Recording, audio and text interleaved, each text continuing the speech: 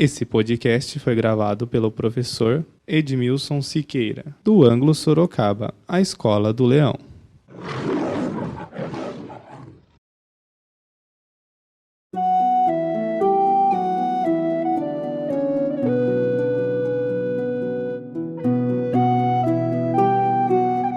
Boa tarde, queridos alunos. Hoje nós estamos aqui para falar um pouquinho a respeito de um dos movimentos artísticos, literários mais importantes da nossa história, que é o Renascimento. O Renascimento foi um movimento cultural, econômico e político surgido na Península Ibérica no século XIV. O seu predomínio foi no século XVI e, segundo alguns estudiosos, ele perdurou até o século XVII.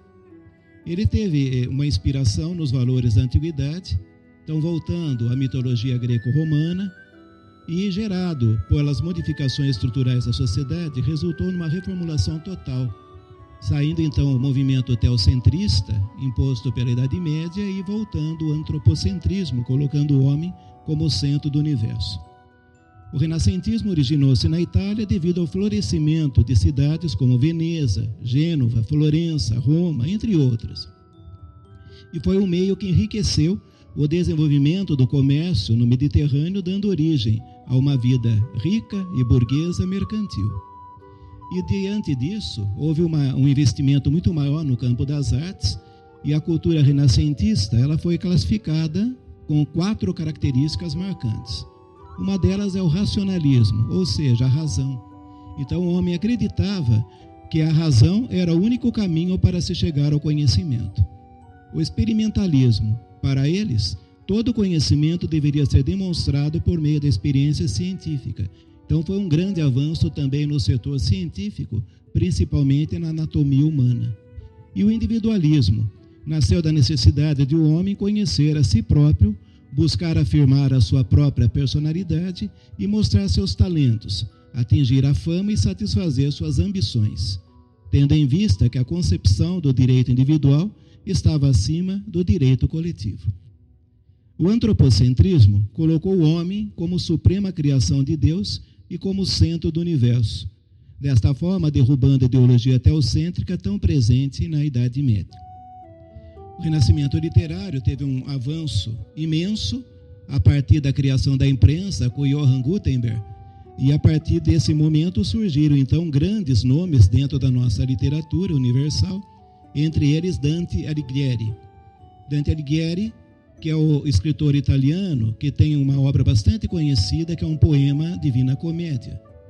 Maquiavel, autor de O Príncipe, também surgindo nesse mesmo momento renascentista. Tivemos o grande William Shakespeare, com suas comédias e tragédias que dispensam comentário, entre elas Rei Lear, Macbeth, Otelo, Romeu e Julieta, e o famoso Miguel de Cervantes, nosso escritor espanhol, com a obra Dom Quixote de la Mancha.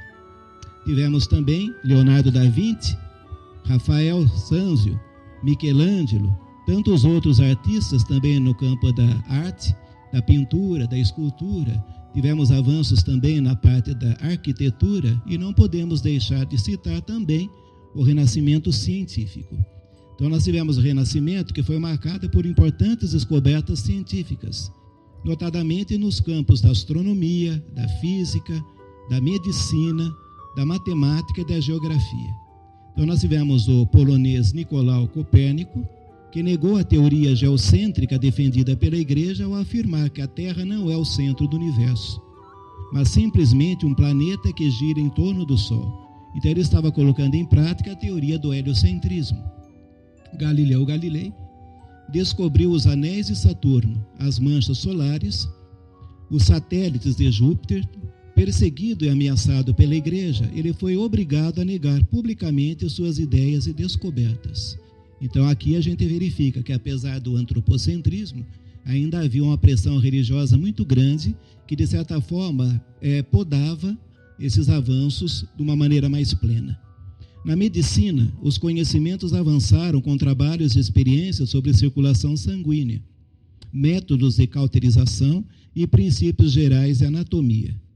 Sem dúvidas, o período renascentista foi aquele que deu ao novo significado à vida humana. E, por isso, essa fase é tão abordada nos vestibulares, sobretudo no Enem. Então, vale a pena a gente verificar um pouquinho mais a respeito disso.